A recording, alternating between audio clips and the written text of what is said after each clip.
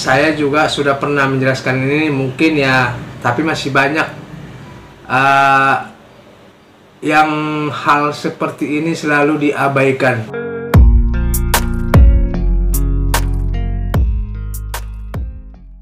Halo Sobat YouTube, berjumpa lagi di channel saya, yaitu channel tentang membahas tutorial dunia usaha laundry. Bagaimana kabar para sobat? Semoga sehat-sehat saja pas di saat menjalankan usaha laundrynya masing-masing. Dan saya tidak lupa, mudah-mudahan usahanya, saya tidak lupa mengucapkan mudah-mudahan usahanya semakin berkembang dan omsetnya semakin bertambah. Kali ini sobat, kita membahas sebuah komplainan, yaitu komplainan dari pelanggan usaha laundry. Nah, ini komplainan seperti ini memang sering terjadi. Cuman saya juga sudah pernah menjelaskan ini mungkin ya, tapi masih banyak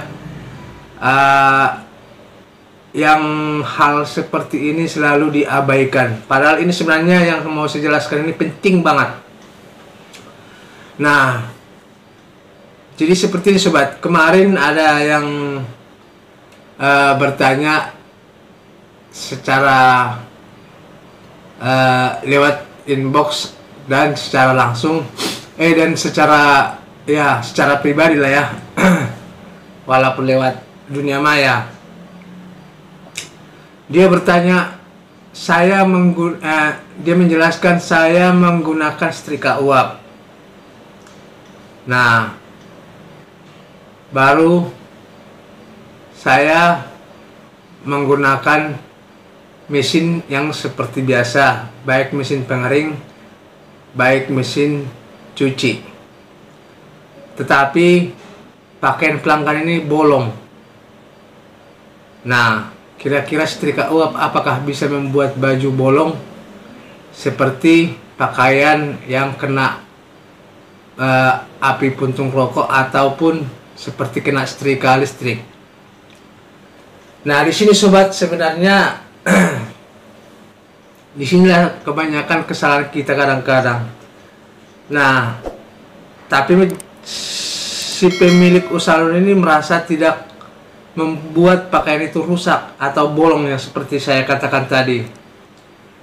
Nah, tetapi si pelanggan mengatakan bahwa pakaian itu rusak di usaha laundry tersebut. Nah, ini sudah sering saya katakan sobat, di saat menerima pakaian itu, ada baiknya pakaian itu disortir atau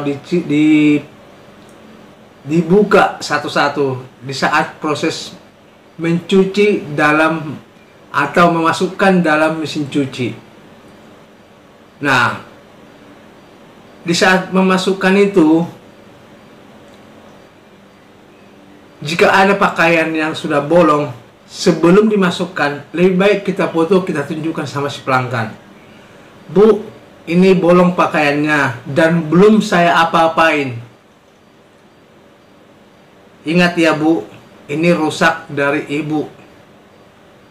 Nah, gak apa-apa kita mengatakan seperti itu terhadap pelanggan. Contoh, ini sebuah pakaian. Ini anggaplah pakaian yang kotor. Di pakaian ini adalah contohnya bekas bakar lah, bekas kena bakar atau bekas kena setrika.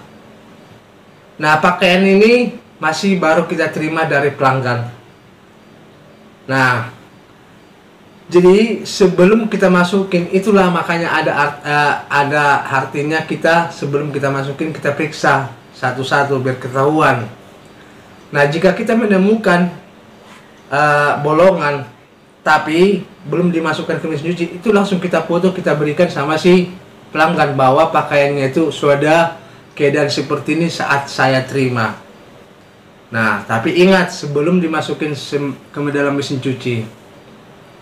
Nah, tetapi kalau seandainya istilahnya setelah selesainya kita berikan sama pelanggan pakaian seperti itu, seperti yang tadi saya katakan sudah bolong, ya otomatis si pelanggan pasti menuduh kita. Karena kenapa? Pakaian sudah selesai kita kerjakan. Nah, setelah selesai pakaian ini kita kasih tahu sama si pelanggan. Ya kan kita yang ngerjakan, mau tidak mau ya kita yang bertanggung jawab. Nah, walaupun memang kita berkeras tanpa bukti, tapi percuma, itu tinggal ada bukti karena pakaian sudah selesai.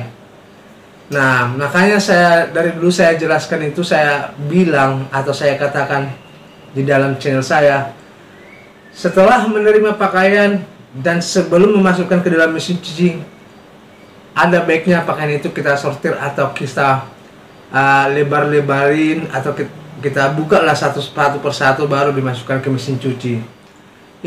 Itulah manfaat pakaian itu dipisah satu-satu baru dimasukkan ke mesin cuci. Berketahuan mana pakaian itu yang rusak, mana pakaian itu yang nodanya sudah lama tidak bisa dibersihkan. Nah, mana juga yang luntur. Itu artinya pakaian itu dipisahkan. Cuman ini semua banyak para pelanggan para pengusaha laundry itu mengabaikan hal seperti bagaimana biar cepat langsung masukin semua.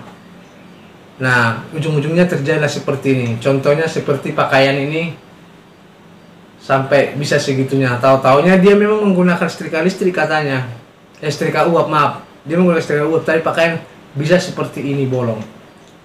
Nah, jadi saran saya sobat, kalau bisa bagi kita pengusaha laundry, walaupun pemula, walaupun sudah lama berkecimpung, haraplah perhatikan pakaian itu sebelum dimasukkan ke dalam mesin cuci atau disortir sebelum dimasukkan ke dalam mesin cuci, supaya kita tahu mana pakaian itu yang udah keadaannya rusak, mana pakaian itu yang masih bisa dicuci dan tidak mengalami apa-apa, mana pakaian itu yang luntur, biar tahu kita semua.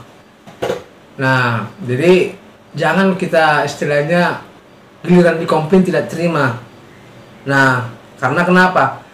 Di mana-mana kalau pakaian itu di usaha laundry manapun, kalau pakaian itu sudah selesai, ada rusak dilihat pelanggan, itu pasti yang kita disalahkan. Tidak bakal disalahkan orang lain. Pasti kita, karena kenapa? Pakaiannya kita yang mengerjakan, bukan orang lain. Nah, itulah makanya saya bilang kalau kita menerima laundry itu harap diperiksa satu-satu atau disortir sebelum masukkan. Nah, jadi kira-kira seperti itu sobat cara mengatasi masalah seperti ini. Nah, jadi ini sudah sering saya katakan, saya harap jangan diabaikan. Menyortir pakaian itu sebelum masukkan mesin cuci, banyak banget manfaatnya. Oke sobat, kira-kira sampai di sini penjelasan saya kali ini. Jangan lupa subscribe, ketik tanda lonceng supaya tidak ketinggalan video-video saya berikutnya. Terima kasih dan sampai jumpa kembali.